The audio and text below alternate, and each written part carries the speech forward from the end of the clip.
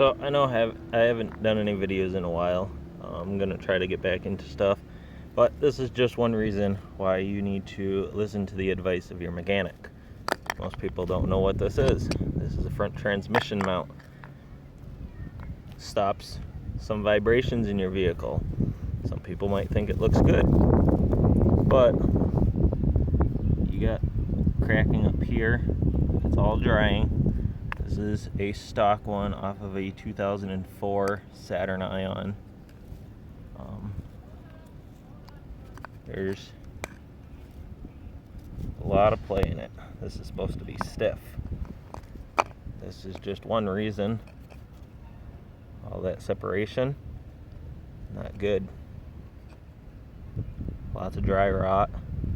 This was causing a vibration in the vehicle. Again, look at all this play. It's supposed to be solid and stiff. Coming apart down here causes a big vibration. Some people might not think it's a big deal to deal with, but when your mounts fail, you'll wish you replaced them.